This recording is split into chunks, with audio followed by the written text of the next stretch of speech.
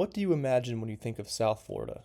For most people, it's probably sandy beaches, bustling cities, tourist attractions, yachts, supercars, nightlife, golf courses, and a bunch of other things. But when I think of South Florida, this is what I imagine.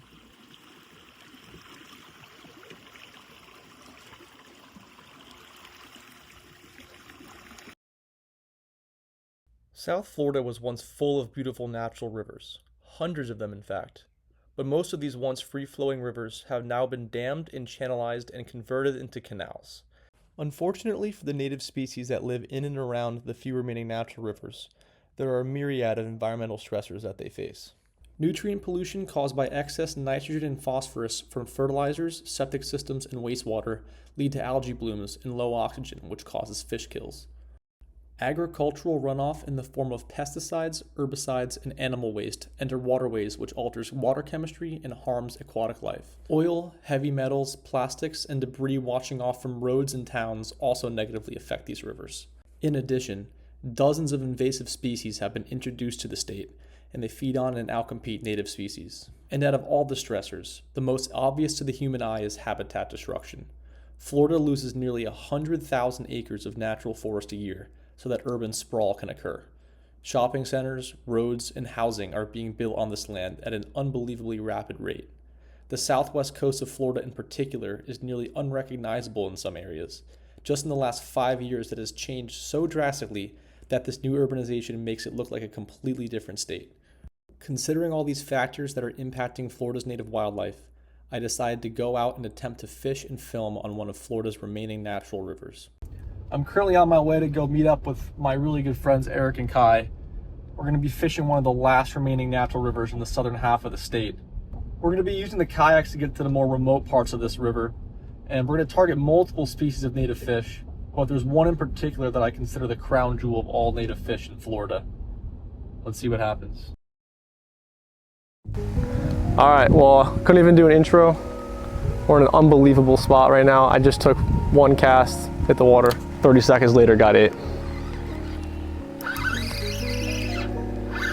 Connected! Look how beautiful this is. Native though, right? Absolutely. Look at the colors on this thing. Look at that.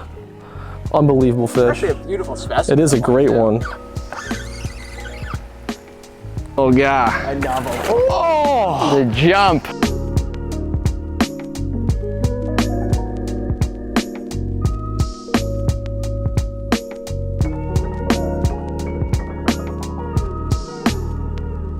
What can you tell us about this fish, Jake? Florida gar, one of the most incredible native fish we have here. They've been around since the dinosaurs and they outlived them, so clearly they're an extremely adaptable fish. See them come up for air, cast right next to them, and they eat. It's pretty incredible. The Florida gar is endemic to Florida and are everywhere in these rivers. They are a prime example of a living fossil, armed with razor-sharp teeth and armored scales.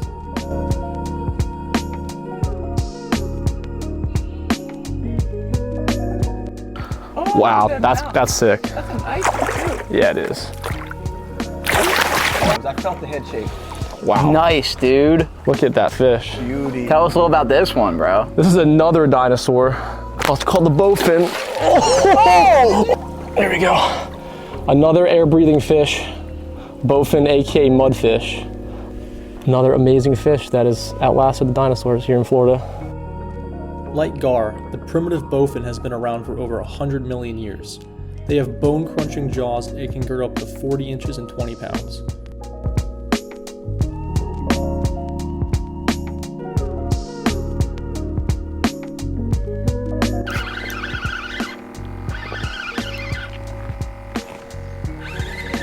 Good fish. A bass! Wait, this is another native fish though. This is perfect. Is that a native fish? Yeah, dude, it's a Florida bass. It's unbelievable how we can just stay in this one spot, in this pristine river, and just catch so many unbelievable native fish here.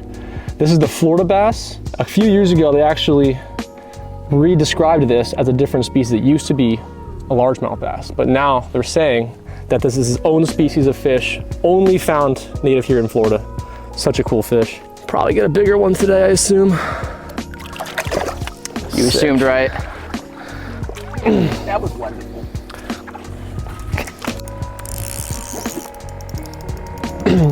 I got on one of the coolest fish pretty much you can catch in Florida just in general. Oh, very similar to the Florida gar. This is a long-nosed gar. These things are so pretty. In my opinion, one of the coolest fish that Native has just in general. This is the time of the year where these fish spawn. This is just a tiny little male. The females can get to over 6 feet long, and a bunch of little males will try and mate with it at once. They'll fight over her. And this means that there are big females nearby, so let's hope we can keep grinding and get one of these big ones. After catching several amazing native fish at the first spot, we decided to head back upriver in search of a true giant.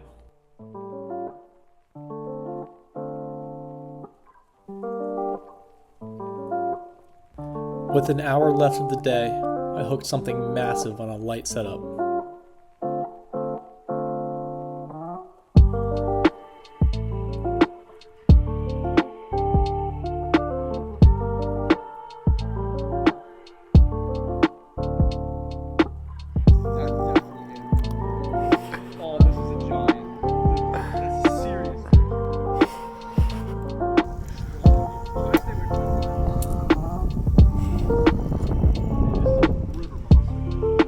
River monster, you say?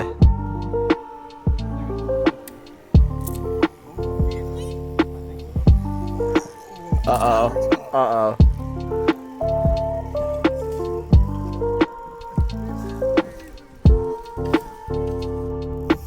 This is a giant fish, guys.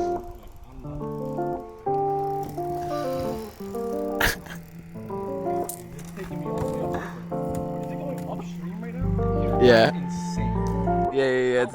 It's big. It's big. It's over 50. Yeah, it's definitely big. I mean, it's what we need. It's...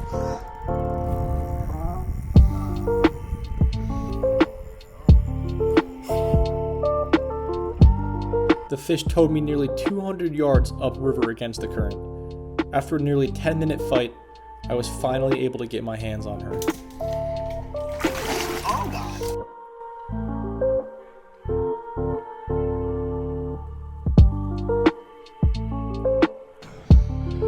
This is what we really came for. This is Florida's native hidden gem right here. Absolute giant female long-nosed gar.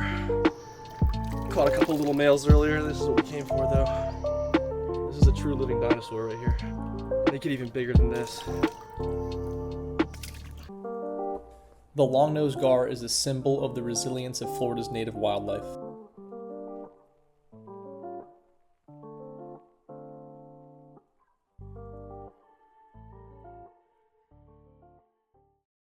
It's hard to fully grasp the beauty and biodiversity of these rivers without seeing it for yourself. The amount of different native fish species is astounding. You can catch tarpon, snook, sunfish, and giant channel catfish all in the same spot. Although there are a lot of environmental issues affecting these rivers, there is a lot we can do to help. First, we need to reduce pollution, especially excess nutrients from products like fertilizer that cause harmful algal blooms. Second, we have to restore natural flow. Projects like the Kissimmee River Restoration have shown that when rivers are allowed to meander again, ecosystems can recover. Protecting wetlands is just as critical. These natural systems filter water, store floodwaters, and keep rivers healthy. We also need to use less groundwater from the Florida aquifer, so springs and rivers don't run dry. And in growing cities like Miami, better stormwater management can prevent pollution before it reaches our waterways. Supporting cleanup efforts, conservation groups, and using less plastic is all extremely beneficial. Additionally, limiting development in floodplains, enforcing buffer zones along rivers, controlling invasive species, and strengthening environmental protections all play a role in helping these waters.